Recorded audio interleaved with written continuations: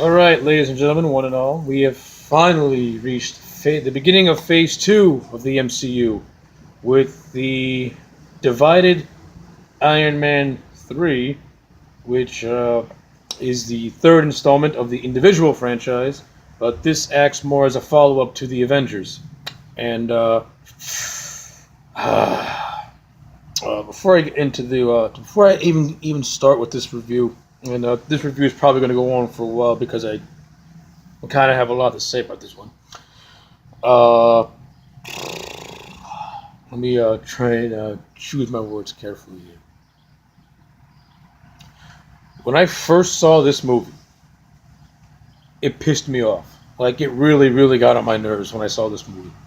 It didn't piss me off from a comic book purist standpoint because the lead villain or the supposed lead villain of this movie I knew was one of Iron Man's biggest foes, but at the same time, I don't consider myself to be a hardcore Iron Man comic book reader because I never really read anything from the Iron Man comic book.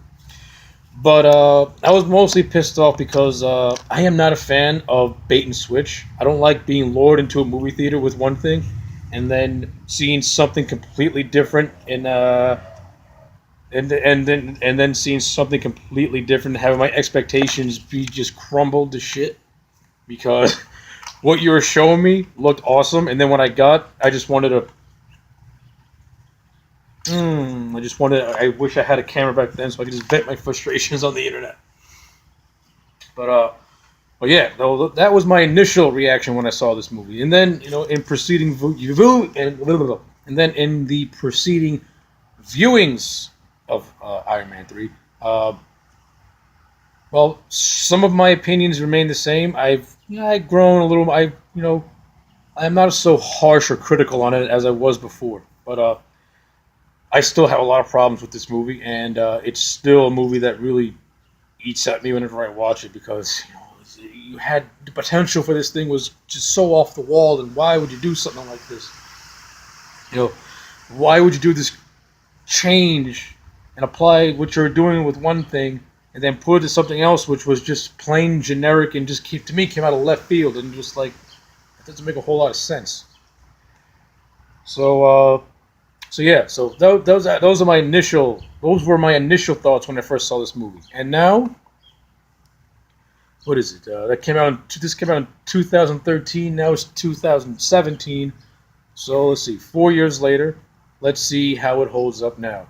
Ladies and gentlemen, this is my look at Iron Man 3, starring Robert Downey Jr., Gwyneth Paltrow, Don Cheadle, Guy Pearce, and Ben Kingsley.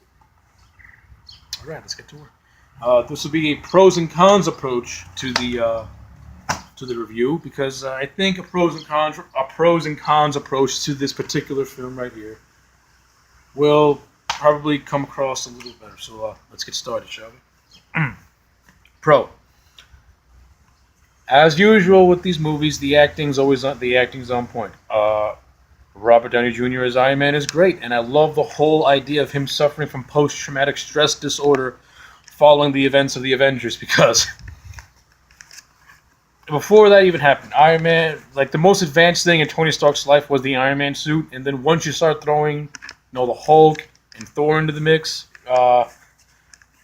Downey pretty much has the best line. I'm just a man in a tin can compared to those guys, and I love that. That just like it starts to mess with his mind a little bit, which I thought was pretty cool, and I like the way the movie handled it. Before I get any further, I can't believe I messed this up. This movie was co-written and directed by Shane Black. I love Shane Black. I'm a big Shane Black fan. I love Shane Black to me is one of the best writers for action movies because the man knows how to write an action movie, and he's also a really, really good director. And which will also lead into pro number 2. The directing in this movie is awesome. Shane Black does a superb job. His action set pieces are well crafted. His integration of the action is well executed. He and Drew Pearce co-wrote the movie, and their writing together is fairly good. There's some clunkiness to it in certain areas. there are a lot of characters that are just like really not all that intriguing, and they're just really there for like show and tell. Which will segue into a con. Some of the supporting cast is stale. James Badgedale plays the character of Eric Savan, and he is just generic flunky number one. You know, he has no personality whatsoever. He's literally He's literally Guy Pearce's punch. Guy Pearce's just punching bag. Whenever someone needs to get their ass kicked, you throw in this guy. You know, because he looks menacing enough, I guess. And the character that Rebecca Hall plays, Maya Hansen, you see her in a prologue, which takes place in '99, which also we see Stark's first meeting with Ho Jensen, which I think was a cool callback. But yeah, I don't even remember. I think she was a botanist or some shit, and they don't even attempt to fully explore her thing. She's really just there and doesn't really do a whole lot for me. So yeah. As much as I love William Sadler as actually no, I'm gonna take that back. As much as I really like Miguel Ferrer, he's in this film. He plays the vice president named Rodriguez. He is barely in the movie. I only remember like 2 scenes he was in, and I don't remember anything else after that. So he's very underutilized. As much as I love William Sadler, he plays the President Ellis. He too is also, relatively underutilized. I mean, he has, 2 scenes that I legitimately like, but other than that, he's pretty much the damsel in distress at the end, which is kind of lame on my part. But I do like the setup, which I'll get to which is the Iron Patriot suit. I like the idea of having the Iron Patriot suit in this movie, and I like the idea of it being used as like American propaganda, which I thought was pretty interesting. And I don't think that the movie fully really got onto that idea of using the Iron Patriot suit as American propaganda. To me, watching it was like this is being used as American propaganda, which it was. But I think you could have done a whole lot more with that, which they didn't. But that's whatever. Of course, Don Cheadle takes over as the Iron Patriot, and Don Cheadle. While I like Don Cheadle in Iron Man 2, I think in Iron Man 3 he was so much. It was like just so much more. He was just much better. Was what I'm trying to say. The chemistry between Cheadle and Downey is on point is on point because those two guys just know how to act off one another. You can really sense the bond, especially in this diner scene where Tony has his first panic attack, and Don Cheadle's and Rhodey is just like concerned for his friend. But I also like the little gags he has because and also humorous gags because like he is the Iron Patriot, but you can clearly tell that he's bummed out that he's not the War Machine. They can't be called War Machine. You can see in his face that look of disappointment, which I thought was pretty cool and actually really humorous. And there's also a scene where Tony needs to like hack into something, and he needs like Rhodey's password. And you can see it's like it's War Machine 68 and War Machine rocks. So you can clearly tell that Don Cheadle has that you can clearly tell that Rhodey loves War Machine almost to death because almost like which I thought was pretty fun, which is good stuff. That's a big pro. That's pro number 3. Pro number 4, Ben Kingsley as the Mandarin. Ben Kingsley's first initial scenes as the Mandarin were amazing. He came across as menacing, as evil. He came across as like Osama bin Laden meets Colonel Kurtz from Apocalypse Now, and it's like that is like one hell of a combination. And to me, only an actor like Ben Kingsley could pull that off because comparing Kingsley to Stark, comparing like Kingsley to Downey. Kingsley is a shorter guy, in height, so it's like it's almost like a mismatch. But when you give him like a personality of a Bin Laden and a Colonel Kurtz, you got this guy who can be like a cult leader, and knowing the history, and again having like a casual fan's perspective of the Mandarin. Oh, sorry.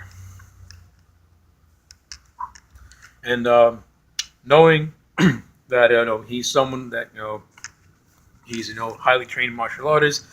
He has alien technology. He has the 10 mystical rings, which give him power. But since that this was like a more grounded reality type of thing, I was thinking maybe those 10 rings could have been something of Asgardian tech, and he can use it to like manipulate an army or some shit like that. That's what I was thinking going into this movie. That's not what I got, which I'm going to get to really soon. What really annoyed me. But like the initial scenes with Ben Kingsley as the Mandarin were amazing. They were good stuff. Another pro, Tony's and Pepper's relationship continues to progress.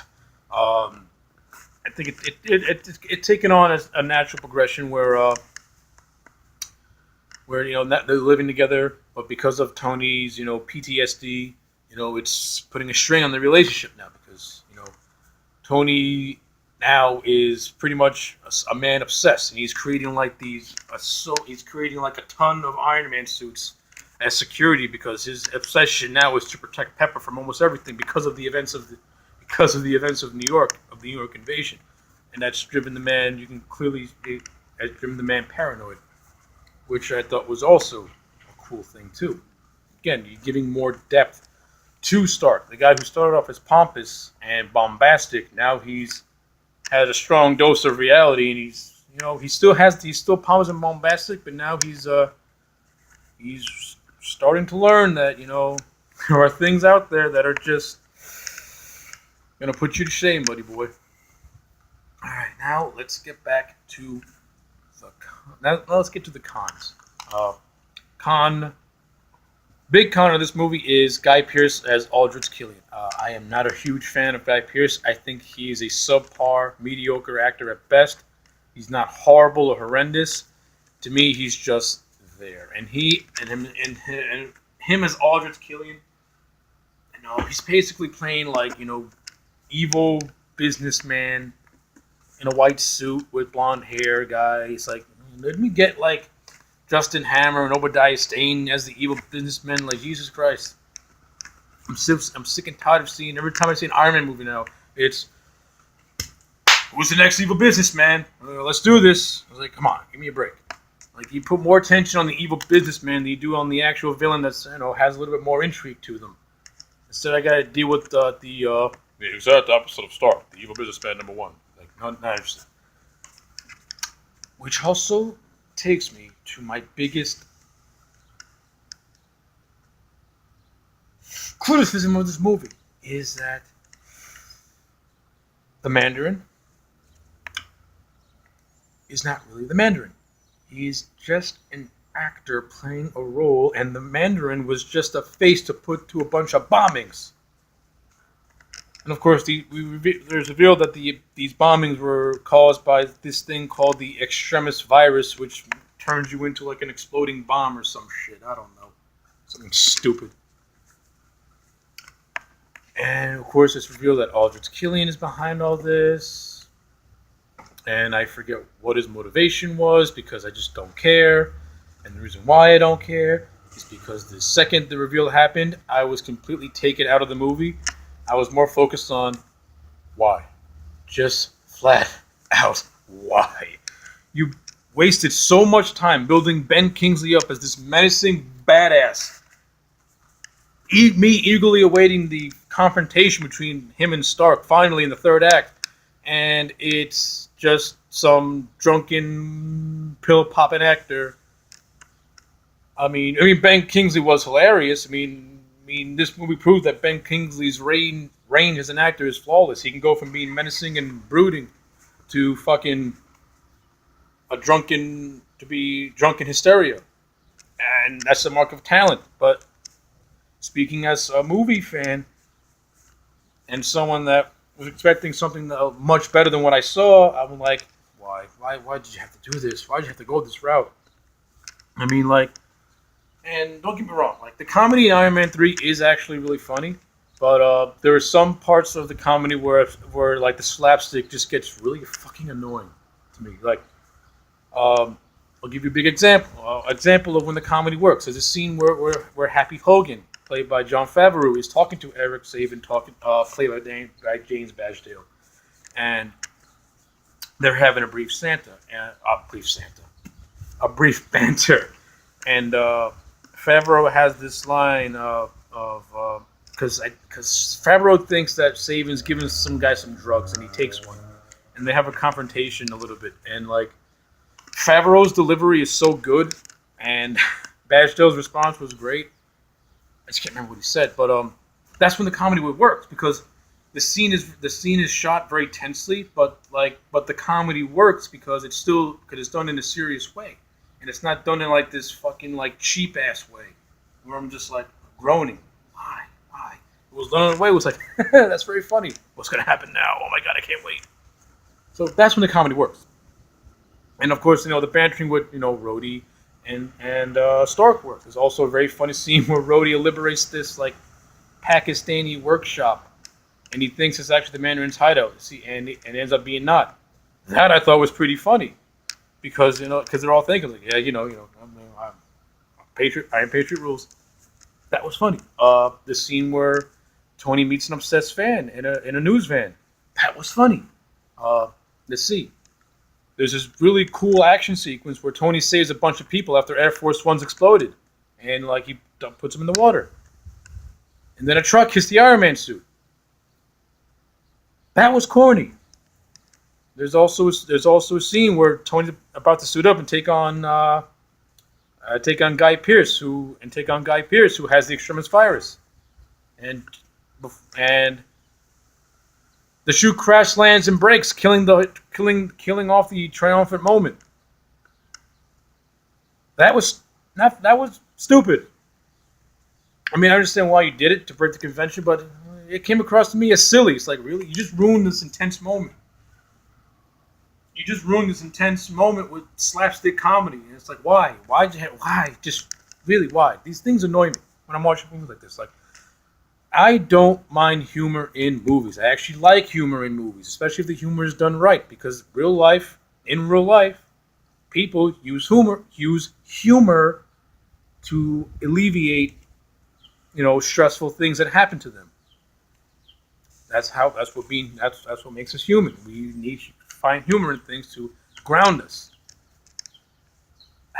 But in this movie, the humor is just like, this is like slapstick Three Stooges humor, and it's just really bothering me. I don't like it at all.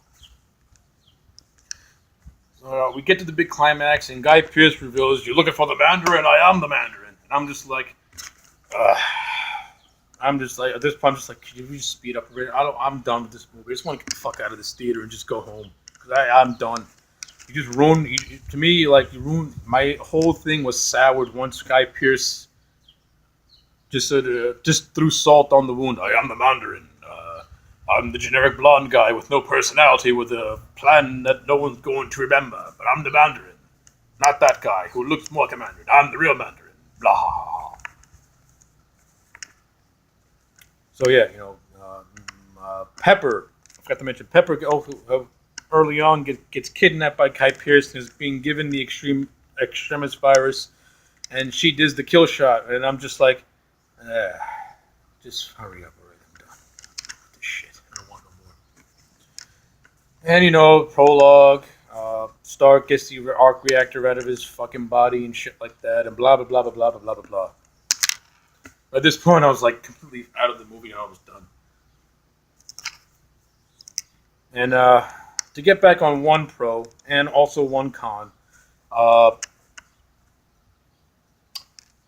majority of this movie, Tony Stark is not in the Iron Man suit. It's just Tony Stark stripped down to just being to himself, and of course it go back to where Tony has to he has to use his brains and his skills to get himself out of jams, which I actually like. I like the fact that Tony Stark. That Tony Stark had to rely more on his inner wit and his inner strength instead of relying on the technology, which I thought was pretty cool. However, again, this is an Iron Man movie. I want to see the Iron Man costume. Having scenes where Tony Stark is cool, but having that happen for a majority of the second act Yeah, get the suit on, please, because I pay to see Iron Man, not Tony Stark. Not Tony Stark for like almost an hour. So that you know can go either way with people. Like to me, it's like I like and get bored of it all at the same time. But it doesn't really take from the grade, to be honest with you. The things that I explained earlier is what really takes away from the grade. So, and of course, there's this thing at the end of the credits. Well, and of course, there's a really funny thing at the end of the credits where it is revealed that Tony Stark is explaining all this in a flashback as like a story, and the guy he's talking to is Bruce Banner, and they have like this therapy session, and Banner's like, no, I wasn't. No, I drifted. What part did I leave you? And Tony's like, what part did you stop at? Switzerland '99. And I love the line where Bruce is like, I'm not that kind of doctor. I don't have the temperament. I thought that to me was hilarious. Actually, that's when the comedy actually worked, and it was actually a cool post-credit scene. So, okay, so that is my disjointed view of Iron Man 3. Again, it has a lot of stuff I like and a lot of stuff I don't like. The stuff I like, I really like. The stuff I don't like eats at me because there's. If that reveal hadn't happened, you could have easily used the Mandarin for future Marvel movies, like having him and Thanos team up in a potential movie, or having the Mandarin maybe invade another character's movie with Iron Man making a guest appearance, or something like that. But because they did the twist, to me, you just like killed off potentially cool storylines because we gotta have a twist. Because this is the age of twist, and without a twist, the movie ain't gonna work. Which I think is a cop-out. And stupid. So, I'm sorry, in my eyes, Iron Man 3 is a 6.5 out of 10. That's the grade I gave it back then. That's the grade. It still maintains it. Iron Man 3 is a 6.5 out of 10. To me, it is not subpar. To me, it had the potential to be great, but it ended up being, it's okay. And that's what this movie is. This movie's okay. It's watchable. I love the Shane Black-isms. The whole thing with kidnapping and Christmas and the buddy cop stuff. Well, when you did get the buddy cop stuff, it was fun. Shane Black, directing was awesome.